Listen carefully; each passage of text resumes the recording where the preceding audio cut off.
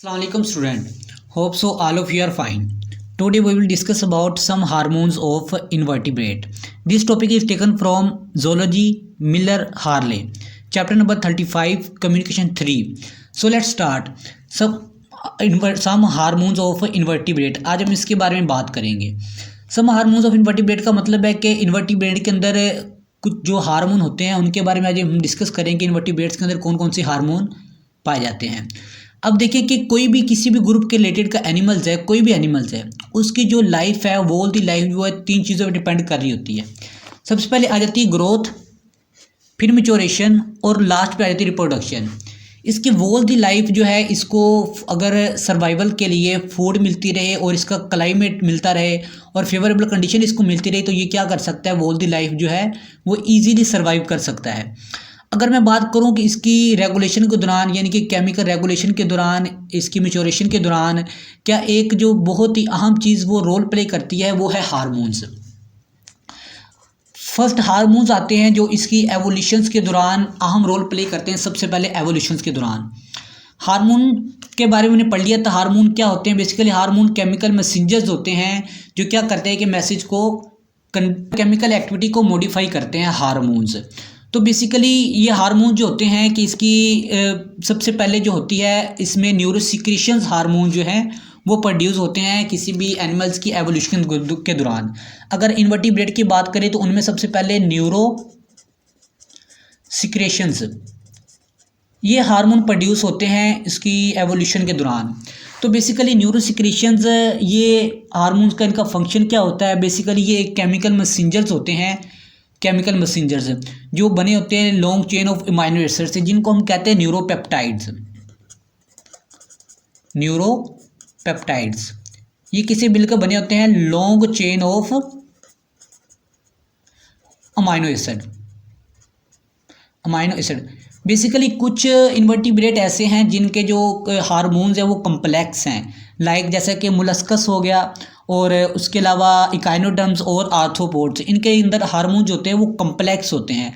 और कुछ इन्वर्टिब्रेट ऐसे हैं जिनके अंदर कम्प्लेक्स हार्मोन नहीं होते. उनके कुछ के अंदर तो हार्मोन्स बिल्कुल ही नहीं होते, उनमें सिर्फ एंडोक्राइन ग्लैंड होते हैं. ठीक है, तो उनमें सबसे पहले आ जाता है पोरीफेरा.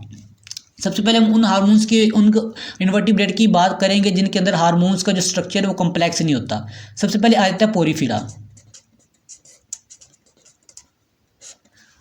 अगर मैं पोरीफेरा की बात करूं तो बेसिकली पोरीफेरा वो ये होते हैं स्पॉन्जीज होते हैं. पोरीफेरा कौन से एनिमल्स होते हैं? ये स्पॉन्जीज लाइक एनिमल्स होते हैं. बेसिकली ये रहते हैं दरियाओं के अंदर और बेसिकली इनका जो साइज़ होता है वो लेस देन सेंटीमीटर होता है, 1 सेंटीमीटर से कम होता है. तो बेसिकली अगर मैं स्पॉन्जीज के अंदर हार्मोन्स की बात करूं तो इनके अंदर क्लासिकल इंडोक्राइन ग्लैंड्स नहीं होते. क्लासिकल इंडोक्राइन ग्लैंड्स इनके अंदर नहीं पाए जाते. अब मैं इंडोक्राइन ग्लैंड्स की बात करूं कि इंडोक्राइन ग्लैंड्स क्या होते हैं कि बेसिकली इंडोक्राइन ग्लैंड जो होते हैं, इंडोक्राइन ग्लैंड जो वो होते हैं जिस मिसाल के तौर पर जिस तरीके से पिट्यूटरी ग्लैंड हो गया और दूसरे हमारे एड्रीनल ग्लैंड हो गए, इस तरीके से ग्लैंड जो होते हैं वो सारे ये कम्बिनेशन होता है इंडोक्राइन ग्लैंड, इन सब का कम्बिनेशन होता है. तो बेसिकली इनके अंदर क्लासिकल इंडोक्राइन ग्लैंड्स नहीं होते. No classical endocrine glands. और क्लासिकल इंडोक्राइन ग्लैंड्स ना होने की वजह क्या है कि क्योंकि स्पॉन्जेस के अंदर न्यूरॉन्स नहीं पाए जाते हैं और इनके न्यूरॉन्स ना होने की वजह से इनके अंदर न्यूरोसिक्रेटरी सेल्स भी नहीं होते, यानी कि इनके अंदर न्यूरोसिक्रेशंस होती नहीं है. No neurons, so they have do not neurosecretory cells. So यहीं पे बात ख़त्म होगी कि इनके न्यूरोसिक्रेटरी सेल्स नहीं होते और पोरीफेरा के अंदर जो हार्मोन्स है वो इतने कम्प्लेक्स नहीं होते. इनके अंदर बेसिकली हार्मोन्स यही आप समझ ले के पाए ही नहीं जाते. उसके बाद बात हम करते हैं नाइडेरियंस की.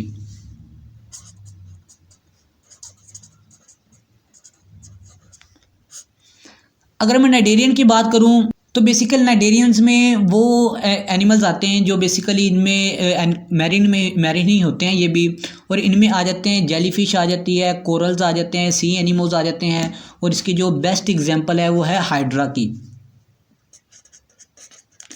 हाइड्रा जो है ये नाइडेरियंस एनिमल्स ही होते हैं. तो बेसिकली अगर मैं इसकी बात करूं हाइड्रा की, तो इसमें क्या होता है, ग्रोथ प्रमोटिंग हार्मोन्स होते हैं। ग्रोथ प्रमोटिंग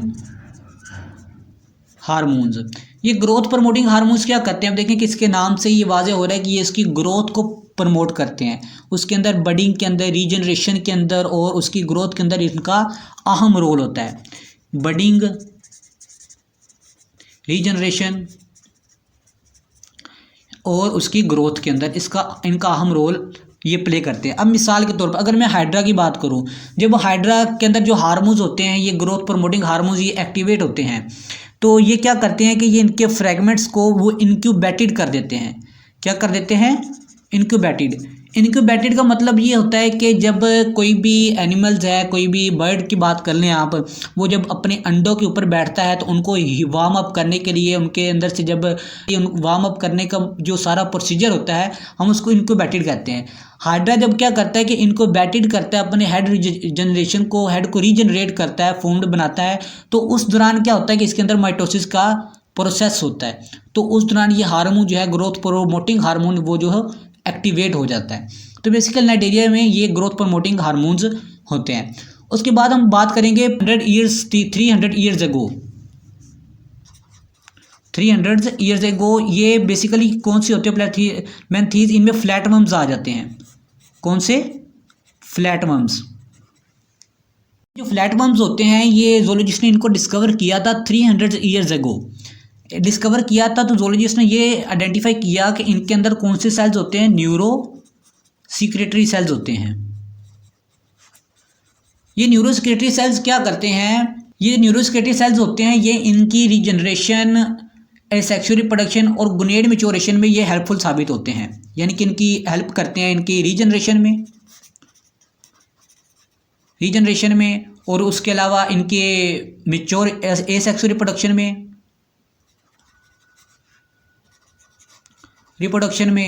और गुनेड फार्मेशन में। ये गुनेड फार्मेशन क्या होती है, गुनेड फार्मेशन वो प्रोसेस होता है कि जब मेल के अंदर स्पर्म सेल्स पर बनना शुरू होते हैं और जो फीमेल्स के अंदर ओवरीज के अंदर एग्स बनना शुरू होते हैं, तो इनके ये बनने का प्रोसेस जो है एग्स और स्पर्म्स का, ये क्या होता है, ये गुनेड फार्मेशन होती है। तो बेसिकली ये जो हार्मोन्स होते हैं, फ्लैटवर्म न्यूरो सिक्रेटरी सेल्स जो है फ्लैटवर्म्स के अंदर प्रोड्यूस होते हैं, वो इन चीज़ों के अंदर ही हेल्पफुल साबित होते हैं। अब मिसाल के तौर पर अगर मैं बात करूं तो फ्लैटवर्म्स की, अगर मैं फ्लैटवर्म्स की बात करूं, बेसिकली फ्लैटवर्म्स के ऊपर एक स्कोलेक्स, उसका जो हेड रीजन होता है, ये इसकी मैं एक डायग्राम बना देता हूं। इसको हम कहते हैं स्कोलेक्स, और इसका ये एक जो पॉइंट होता है, इसको हम कहते हैं प्रोग्लोटिड। बेसिकली न्यूरोसिक्रेटरी सेल्स जो होते हैं, इनके स्कोलेक्स में पाए जाते हैं फ्लैटवर्म्स के। ये जो न्यूरोसिक्रेटरी सेल्स क्या करते हैं कि इनके प्रोग्लोटिड्स को ये मैसेज कन्वे करते हैं कि वो अपने जो नए पार्ट को रीजनरेट करना शुरू कर दें, जिसको हम कहते हैं स्ट्रोबिलाइजेशन, इनिशिएशन या स्ट्रोबिलाइजेशन। बेसिकली स्ट्रोबिलाइजेशन ये उस प्रोसेस को कहते हैं जब एसेक्सुअल रिप्रोडक्शन के दौरान जब सेगमेंट की डिवीजन होती है, यानी कि ये इनके जो प्रोग्लोटिड्स सेगमेंट्स हैं, इनको सेगमेंट्स भी कहा जाता है, इनकी जब डिवीजन होती है तो इस दौरान ये होती है थ्रू एसेक्सुअल रिप्रोडक्शन के थ्रू होती है, तो इस प्रोसेस को कहा जाता है स्ट्रोबिलाइजेशन। तो बेसिकली ये स्कोलेक्स के अंदर न्यूरोसिक्रेटरी सेल्स पाए जाते हैं फ्लैटवर्म्स की, और जो क्या करते हैं कि इनकी रीजनरेशन और एसेक्सुअल रिप्रोडक्शन के अंदर हेल्पफुल साबित होते हैं। उसके बाद हम बात करते हैं इसकी निमर्टियंस की।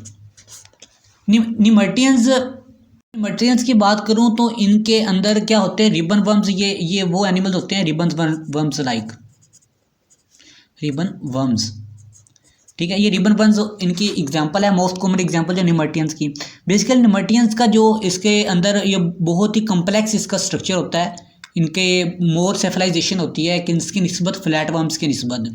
तो इनके अंदर क्या होता है कि लार्जर ब्रेन होता है। लार्जर ब्रेन होने की वजह से क्या होता है, इनमें डोर्सल और वेंट्रल गैंग्लियन नर्व्स कॉर्ड्स होते हैं। Dorsal and ventral ganglion nerves cords होते हैं। बेसिकली अगर मैं गैंग्लियन सेल्स की बात करूं तो गैंग्लियन सेल्स ऐसी सेल्स को कहा जाता है जो डायरेक्ट रेटिना के ज़रिए अपने जो मैसेज को कन्वे करते हैं, ठीक है। बेसिकल डोर्सल वेंट्रल गैंग्लियन का मतलब ये है कि जो मैसेज डोर्सल करते हैं कि टुवर्ड दी न्यूरोसेक्रेटरी सेल्स, और वेंट्रल का मतलब होता है अवे फ्रॉम दी, ठीक है। डोर्सल का टुवर्ड दी और वेंट्रल का अवे फ्रॉम दी। गैंग्लिया यानी कि रेटिना के डायरेक्ट रेटिना के जरिए से जो पैगाम को कन्वे करते हैं। तो बेसिकली इनमें क्या होता है कि जो गैंग्लियन सेल्स होते हैं ये क्या करते हैं कि ये प्रोड्यूस करते हैं, गैंग्लियन सेल्स क्या प्रोड्यूस करते हैं, न्यूरोसेक्रेटरी सेल्स यानी कि न्यूरोपेप्टाइड्स।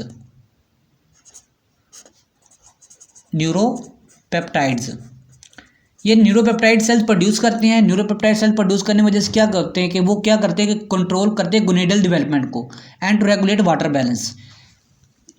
कंट्रोल गोनेडल डेवलपमेंट, मैंने गोनेड्स का बता दिया आपको, ठीक है। और उसके अलावा ये किसको कंट्रोल करते हैं, वाटर बैलेंस को। ये न्यूरोपेप्टाइड सेल्स होते हैं किसमें, निमाटियंस में। तो बेसिकली ये तो हमारा निमाटियंस। उसके बाद आ जाता है निमाटोड्स।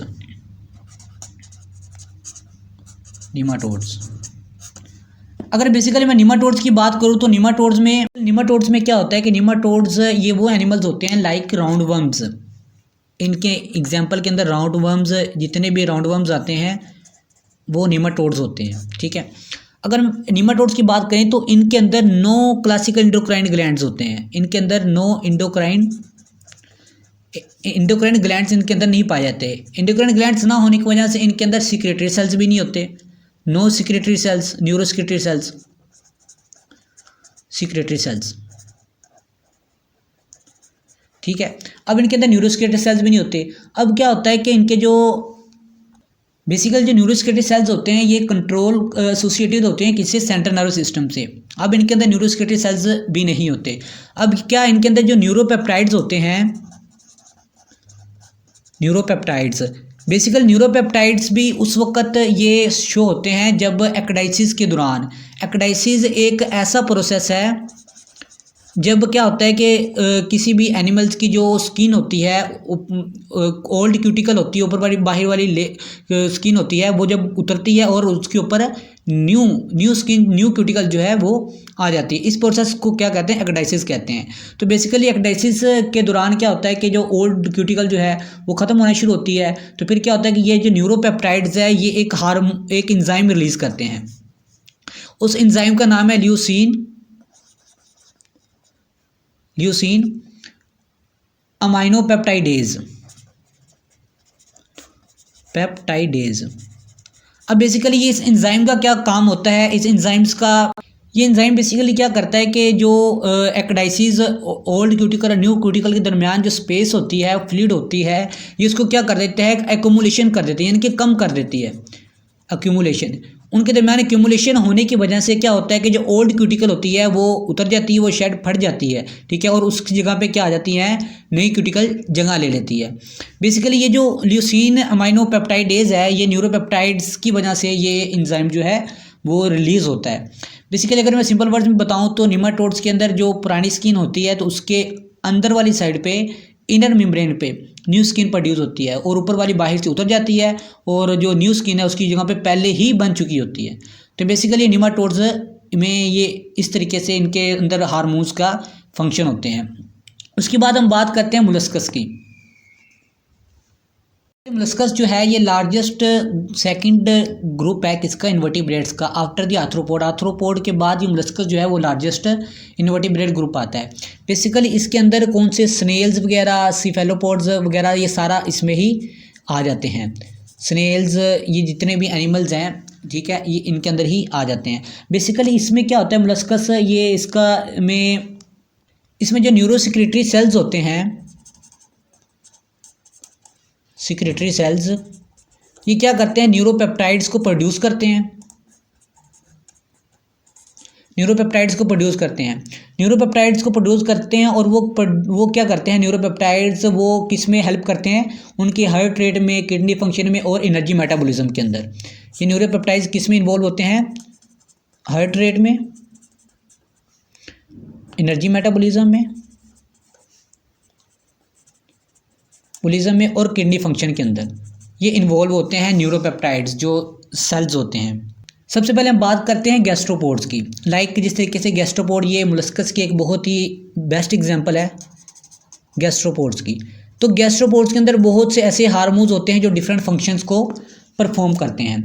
सबसे पहले हम बात करते हैं लैंड स्नेल की। इनमें एक स्पेसिफिक हार्मोन होता है जिसका नाम है स्पर्मेटोजेनेसिस।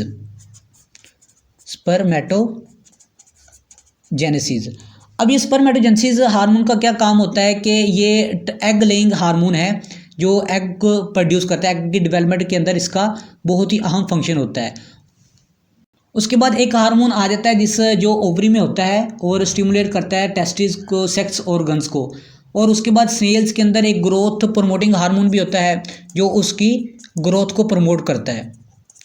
तो इस तरीके से इसके अंदर बहुत से हार्मोन्स पाए जाते हैं जो इसके डिफरेंट बॉडीज़ के अंदर डिफरेंट फंक्शंस को परफॉर्म करते हैं सेफेलोपोड्स के अंदर। और उसके बाद आ जाता है गैस्ट्रोपोड्स के अंदर। उसके बाद आ जाता है सेफेलोपोड्स।